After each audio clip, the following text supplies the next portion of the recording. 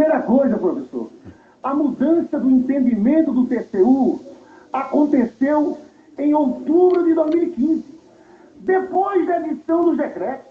Vossa Excelência é professor de Direito.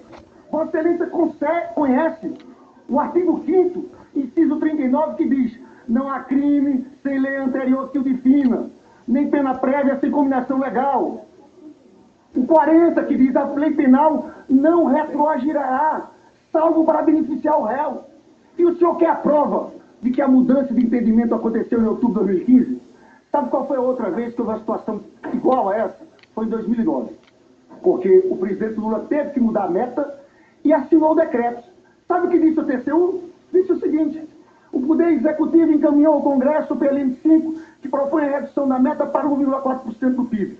Tais parâmetros passaram a ser adotados nas reavaliações bimestrais, mesmo antes da aprovação do Congresso Nacional, né? O que veio a ocorrer em 9 de 10 de 2009, ou seja, está aqui o texto. O TCU dizia que mesmo mandando a proposta de mudança para o Congresso, ele podia editar decreto, podia ter um decreto de contingenciamento de acordo com a nova meta. Então houve uma mudança. Como é que o senhor, como professor de Direito, me diz isso? Quer dizer que a mudança de entendimento pode retroagir? Isso não sustenta, professor. Conclua, senador. Não, ainda tenho 40 segundos e ainda vou, porque antes de acabar já.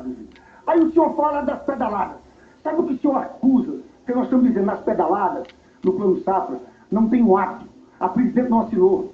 Tem um artigo 3 da lei do Plano Safra, que a gestão é feita pelos ministérios e pelo Banco do Brasil. Aí Vossa Excelência diz, sabe o quê? Ah, não. Ela andava para cima e para baixo com o Arno Agostinho. Professor, Arno Agostinho não era secretário de Tesouro em 2015, professor. Era um secretário ligadíssimo ao Levi, que nem intimidade tinha com a presidente da República. Não tem ato. Eu peço só mais um minuto para concluir, presidente. Presidente, eu só peço um minuto para concluir. Eu só queria dizer por fim, professor. O senhor confunde tudo. Confunde 2015 com 2014. Os senhores estão falando de crime fiscal no maior ajuste que houve na história do país. Contingenciamento de 80 bilhões de Joaquim Levy. Em 2015 foi isso. Agora, no resto, na parte anterior, professor, desculpe.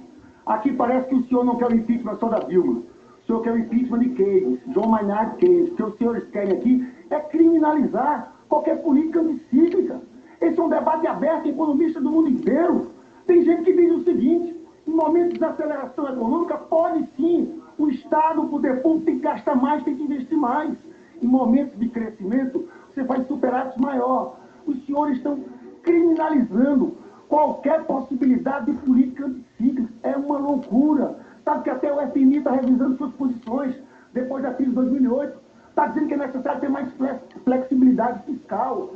Então, professor, eu teria aqui mais 30 pontos para levantar para o senhor. Só quero dizer que é muito inconsistente.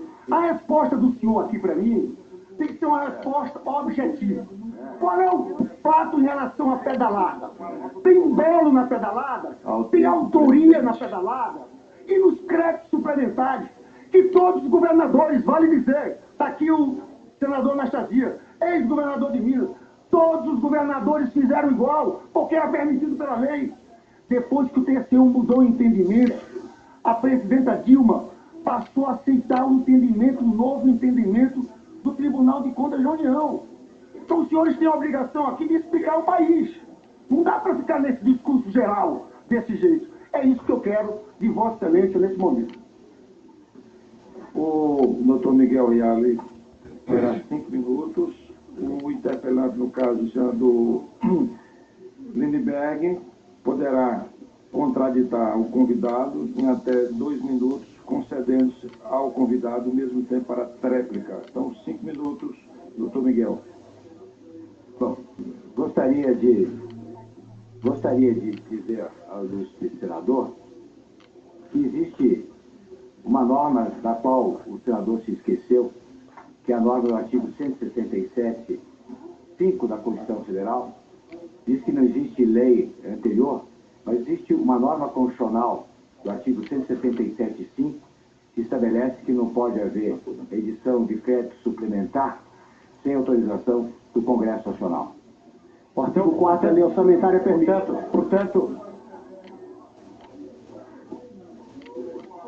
Portanto,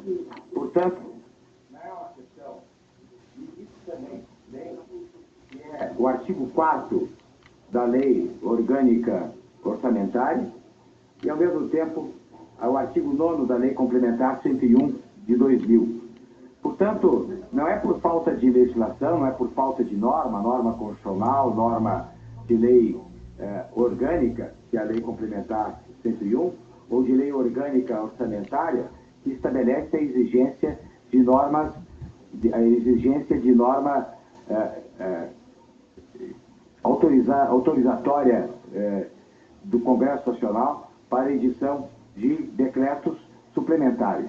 Portanto, dizer que havia autorização posterior, que havia um projeto de lei que posteriormente iria autorizar, havia dolo, sim, porque havia conhecimento pleno da Presidente da República ao enviar um projeto de lei de redução da meta fiscal. Portanto, ela sabia que não tinha efetividade, não tinha efetivamente meios para estabelecer decretos suplementares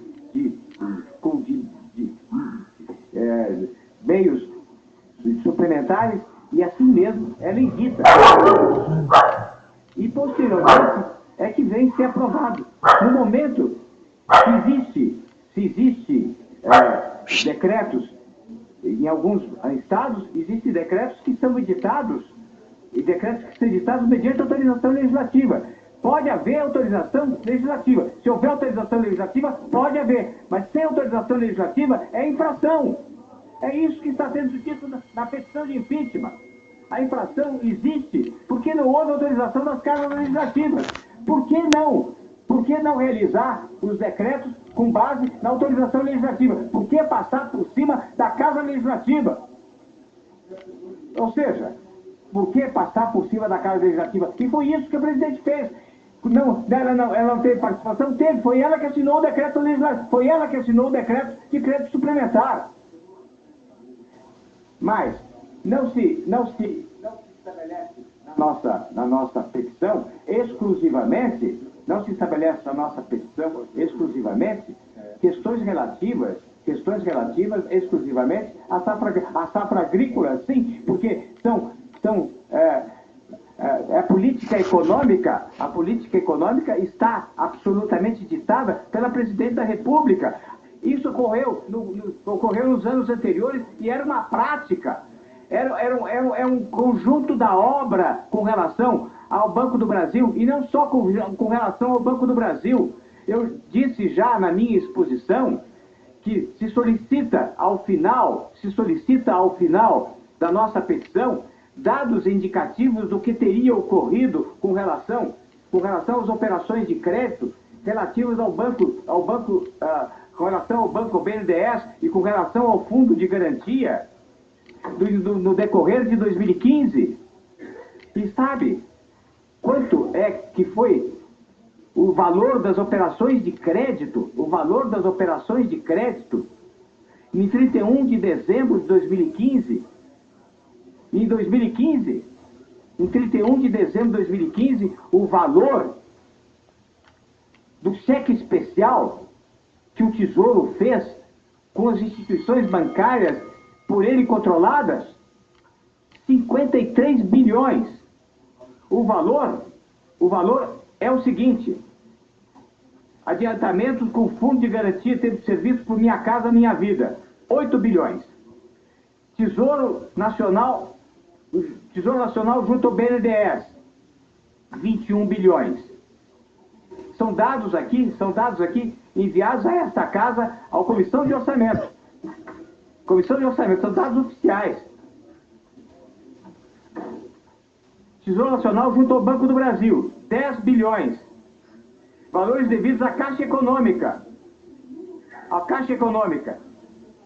Portanto, Caixa Econômica são 1 bilhão e 300, que está inclusive mencionado na petição, dá 51 bilhões.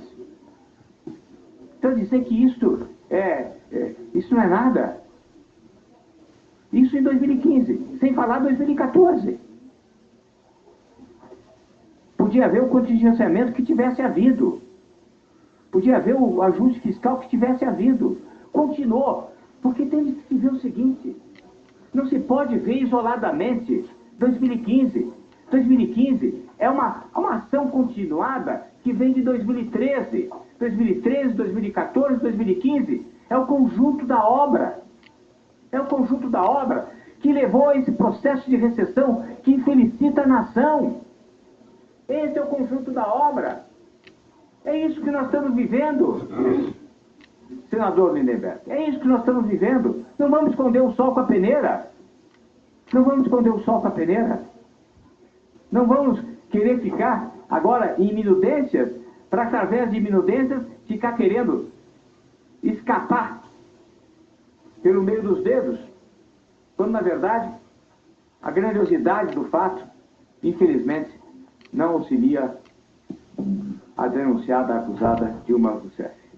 Presidente, só para completar, para contraditar o senador Lindenberg, 2 minutos. Professor Miguel Reale, o que Vossa Excelência falou agora, Vossa Excelência já assinou o decreto sem autorização legislativa. A autorização está aqui, professor, na lei orçamentária, a de 2014, 2015, artigo 4º, professor. Fica autorizada a abertura de créditos suplementares, desde que sejam compatíveis com a obtenção da meta do resultado primário. Aí eu vou falar. Calma, posso argumentar? Vamos ouvir com atenção o senador Lindenberg. Ele tem 2 O tempo minutos. está passando. Então, em face dessa interrupção, eu vou aumentar mais 1 minuto. Eu só quero falar. Aí, professor, não sei se você sabe, tem um princípio da anualidade. Constituição Federal, artigo 165. As leis, os orçamentos anuais. LRF, artigo 4º, parágrafo 1º. Integrará o projeto de lei de diretrizes orçamentárias, anexos metas fiscais, que serão estabelecidas em metas anuais. Lei 4.320, também o orçamento terá unidade, universalidade, anualidade. Quando o governo aprovou o PLN 5, ele resolveu o problema. Mas digamos que vamos na sua tese. Que não, que a meta não é anual. Tem que ter metas bimestrais. Se for isso, eu li para Vossa Excelência aqui, que o entendimento do TCU, até a mudança de 2015, e eu li aqui em 2009, era o entendimento que no momento em que o governo mandasse a meta para o Congresso, ele já podia trabalhar com aquela meta do futuro. Era isso. Aí eu pergunto a Vossa Excelência, em cima desses fatos, eu posso... Tá difícil. Eu li aqui. Com a palavra ao senador Lindenberg. Cada vez que houver interrupção, eu vou ter que aumentar o tempo. Aí eu caio novamente, professor Miguel Reale. Paciência. Nós não podemos ter uma lei para prejudicar. O entendimento foi em 2015. O fato foi anterior. Vossa Excelência sabe que eu estou certo. Por isso que foi um discurso geral. Vossa Excelência sabe. E quanto a esse princípio da anualidade das metas fiscais, professor, isso está em todo o livro. Está em todo o livro de direito que discute o tema. As metas são anuais, professor. É um equívoco gigantesco. Eu fico impressionado, porque nós estamos prestes a afastar uma presidente da República com esses argumentos. Isso é um escândalo que está acontecendo aqui. Eu espero que a Janaína consiga colocar os pontos, porque com todo respeito, Vossa Excelência sabe que eu conheço Vossa Excelência desde a década de 90, mas eu não vi aqui base jurídica suficiente para se afastar uma presidente da República. E eu acabo de dizer uma coisa, que impeachment sem crime de responsabilidade, e eu estou convencido que não tem crime de responsabilidade, é golpe, e é um golpe vergonhoso contra a democracia brasileira. Com a palavra, o professor Miguel Reale Júnior, 2 minutos para a tréplica. Senhor presidente, senhor relator, eu vou responder ao senador e pedir licença depois para me retirar, pedindo escusas aos ilustres membros da comissão. Mas dizer o seguinte, o senador, ao ler o artigo 4º, reconheceu efetivamente que não tem razão. Porque, claramente, o artigo 4º diz, né, fica autorizada a abertura de créditos suplementares restrito aos valores constantes dessa lei, excluídas alterações decorrentes de créditos nacionais, desde que as alterações decorrentes desde que as alterações promovidas na programação orçamentária sejam compatíveis com a obtenção da meta de resultado primário. Ora, não estavam compatíveis, tanto que tinha apresentado um projeto para reduzir a meta. Portanto, na hora que faz o decreto, não tinha... É evidente. O orçamento é regime na hora que faz o decreto, já estava reconhecendo que não estava cumprindo a meta. Portanto, é óbvio que não tinha. Portanto, reconhece. Eu nunca vi um crime com tanta impressão digital. Nunca vi crime com tanta impressão digital. Só para esclarecer. São lá as impressões digitais. Não era possível um delito com tanta prova. Não é? Portanto, um crime de responsabilidade sem punição, aí sim é que é irresponsabilidade. É uma forma de golpe, porque é uma irresponsabilidade. E essa casa não vai aderir a uma irresponsabilidade. É isso que eu tenho a dizer. Se o orçamento fosse de regime financeiro, seria, mas é de competência. Também quero falar, presidente. Verdade, senhor presidente. Eu peço licença. Presidente, agradeço a atenção doutor de Miguel todos os Reale, eu senadores. gostaria, antes que você... Não é possível, presidente. Não, aí não é possível, presidente. Doutor Miguel Reale, Doutor Miguel Reale.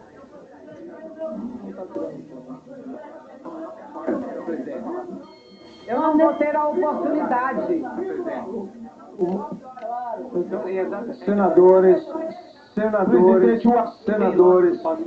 Senhores senadores, o professor Miguel Reale Júnior é convidado. Exatamente. Então, ele não é testemunha. É um direito até às 9 da manhã.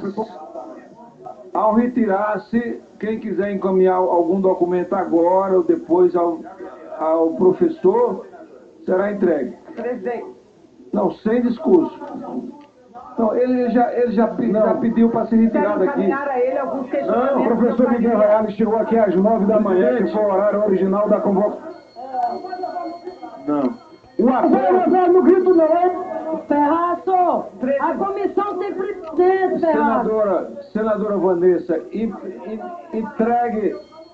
entregue as vossas considerações aí à nossa secretária para encaminhar ao professor Iá. Não podemos segurá-lo agora porque ele é um convidado nosso. Em seguida, vou passar a palavra à doutora Janaína e Vossa Excelência é a primeira escrita. O acordo é o senador de Beto.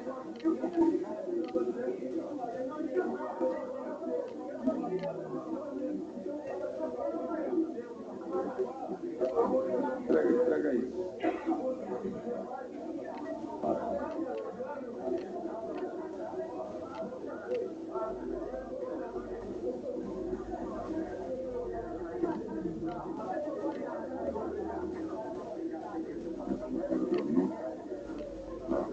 Traga, doutora Janaína. Muito bem.